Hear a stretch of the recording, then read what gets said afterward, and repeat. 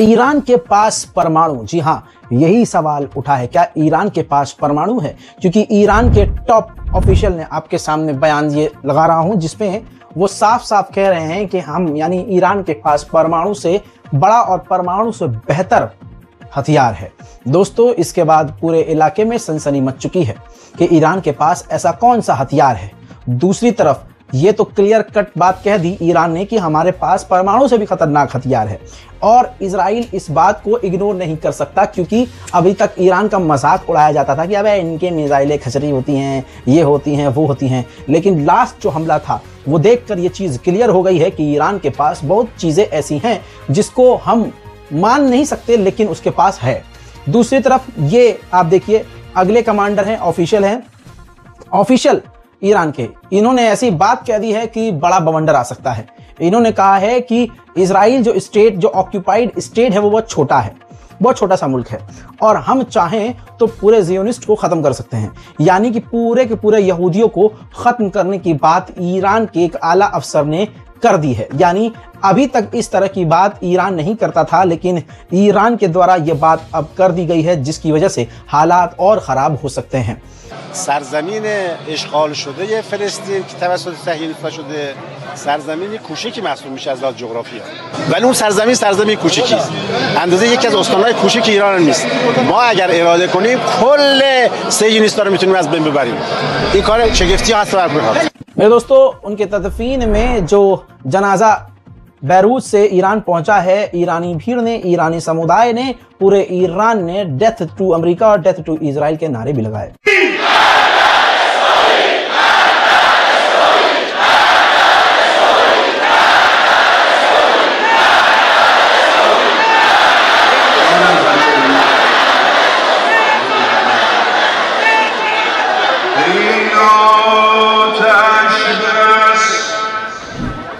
कि America Israel की मदद के लिए इसलिए मैदान में उतरा है क्योंकि इजराइल को इंटरसेप्टर्स की कमी पड़ रही है। जी हाँ, इंटरसेप्टर्स यानी मिसाइलों और ड्रोन को रोकने वाले आयरन डोम और डिफेंस सिस्टम में लगने वाले मिसाइल और रॉकेट की कमी पड़ रही है, जिसकी वजह से अमेरिका इजराइल की मदद के लिए उतरा है।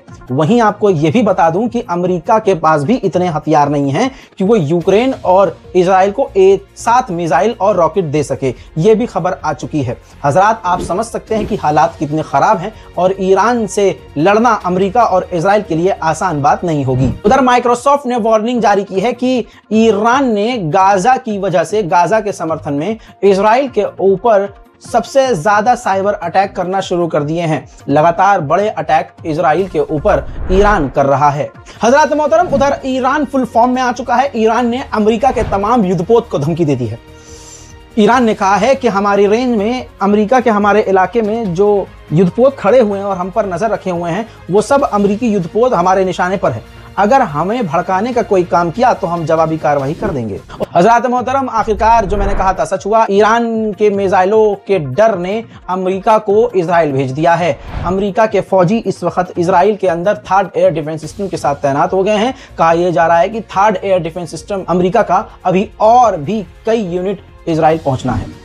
उधर इजरायली डिफेंस मिनिस्टर ने फिर से बात बदली है और कहा है कि हमारा अटैक बहुत जल्द ईरान पर होने वाला है, और हमारा जो हमला होगा काफ़ी डेडली और काफ़ी खतरनाक होगा। हम हमला करेंगे ईरान पर, लेकिन इसका इफेक्ट दूसरी जगह भी देखने को मिलेगा।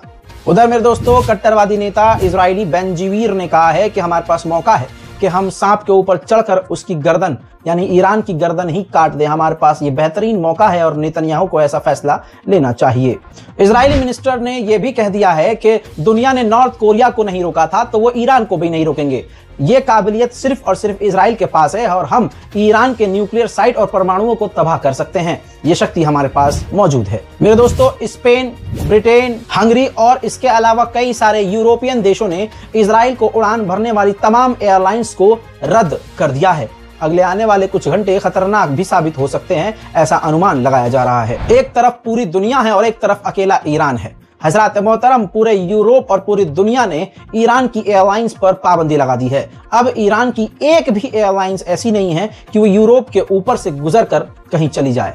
ईरान के ऊपर कड़े प्रतिबंध लगा दिए गए हैं। दो वो यहूदी गिरफ्तार हुए थे जिन पर इल्जाम है कि ईरान के कहने पर ये बड़े इजरायली अधिकारी को कत्ल कर सकते थे। उनका पहला वीडियो जारी हुआ, ये देखिए, इजरायली न्यूज चैनल ने जारी किया है, जिसके अंदर आप देख सकते हैं लिफ्ट के अंदर वो दोनों यहूदी गिरफ्तार हैं और उनको जो सिक्योरिटी है लेकर जा रही है।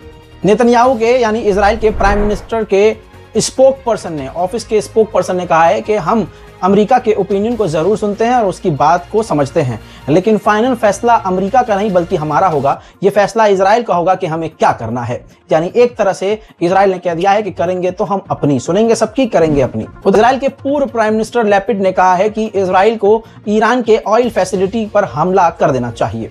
नेतन्याहू तेल अवीव ऐसे खुफिया अड्डे पर पहुंचे, तेल अवीव में जो है, जहां पर ईरान पर हमले की प्लानिंग हो रही है। कहा जा रहा है ईरान पर हमला इजराइल कंफर्म करेगा। जो अपडेट ताजा तरीन आया है वो ये कि इजराइल के टारगेट पर वो फैक्ट्रीज हैं जहां पर, वो जगह हैं जहां पर ईरान की ड्रोन फैक्ट्री है, ड्रोन के साथ साथ वो रॉकेट बना रहा है, मिसाइल बना रहा है। ऐसी तमाम फैक्ट्री के ऊपर इजराइल स्ट्राइक करेगा और साथ ही जो ईरान की ऑफिशियल सरकारी बिल्डिंग्स हैं उन पर भी इजराइल बड़े हमले करेगा। हजरात, ईरान के शुश्तार ऑयल रिफाइनरी में अचानक से धमाके की आवाज आती है और आग लग जाती है। कहा जा रहा है कि यह अटैक है। अभी तो बात घूम रही है, अटैक है या कोई हादसा, वो बात अलग है, लेकिन बड़ी बात यह है कि इसमें लोगों के मारे जाने की खबर है। ईरान के स्पेशल रिपोर्ट में फिलहाल के लिए इतना ही। इस रिपोर्ट को शेयर कीजिए। अगर आपको हमारी मेहनत पर थोड़ा भी फख्र हो रहा हो और दुआएं देने का मन कर रहा हो तो सबसे पहले हमारे चैनल रज़ाग्राफी यानी स्क्रिप्टेड को सब्सक्राइब कीजिए और वीडियो को शेयर कीजिए। जय हिंद।